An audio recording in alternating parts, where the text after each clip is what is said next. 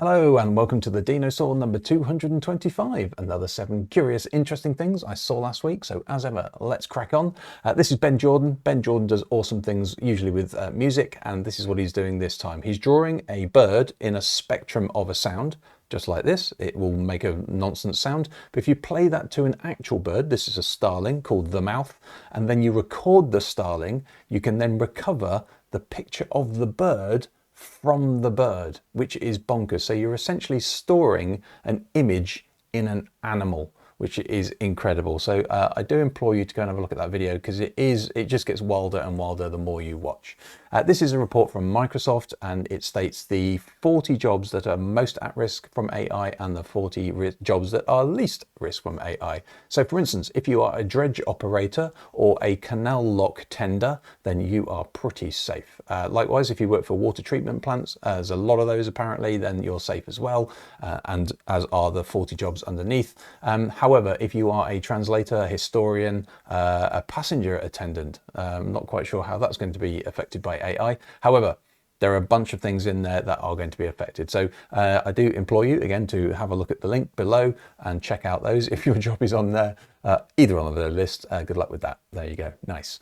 This is Sketches and Sketches Kids, and this is Find My. Now, fun fact, if you Google, and hopefully it works for you, child microchipping expert, then I seem to be the top link still on Google. So I'm a world expert in microchipping children, apparently. So this is right up my street.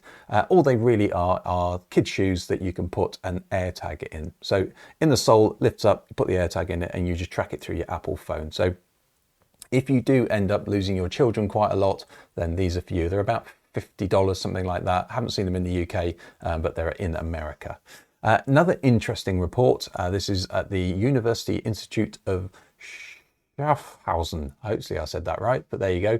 A really interesting report in that if you are a human using a AI, you are less creative than if two humans are working together.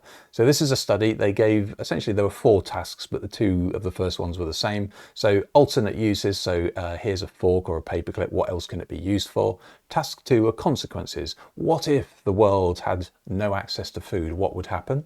And the third one was trying to problem solve. So what would you do to solve the worst consequence of the world not having food?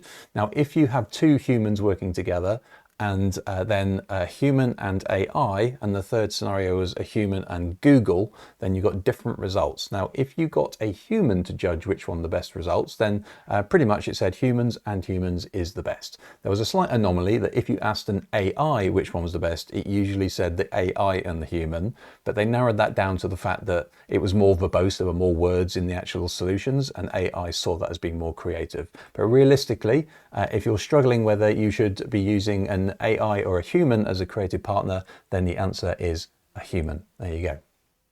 News from Amazon. They are going to acquire this device, which is B, and it is an audio device. It's always on, you just wear it, it records everything around you. So obviously Amazon have some sort of angle that they're going to use this as their wearable AI device. So that's why they're buying it. Don't know how much for, but the actual device itself is $50. So you might have seen some like the Humane pin, etc. They were hugely expensive and actually didn't work. This is very simple. It just records the audio. Now the problem with this is obviously it records all audio. If somebody is wearing one of these on their wrist underneath their sleeve, you do not know they are recording you.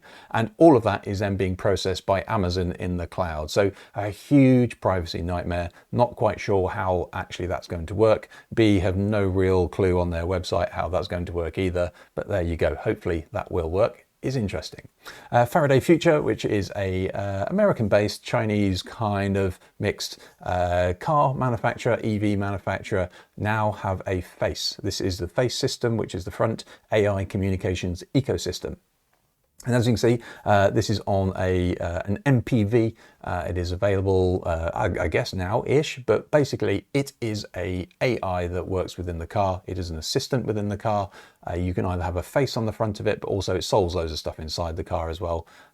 It's kind of interesting. Now, if you do go camping and you want a campfire, for instance, or you want a QR code. Now, road safety wise, I do a lot of work within billboards, for instance, and we're not allowed to do any movement next to roads because they will distract drivers and cause crashes, which is quite right as well. However, if you're allowed a massive screen on the front of your car, I'm not quite sure what that's going to do for road safety, but there you go. Interesting.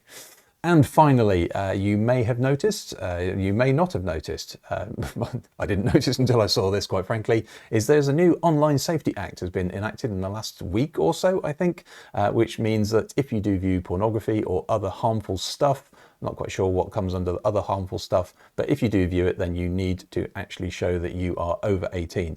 And it does that by, or all sites now need to mandate this, and it then sends it off, which is the problem at the moment. Everybody's saying, you're putting your personal ID, it's being processed by an overseas company, we're not quite sure why or how, and it then says yes or no and lets you in. So everybody's a little bit worried about putting in their personal ID into the internet and not quite sure where it's going.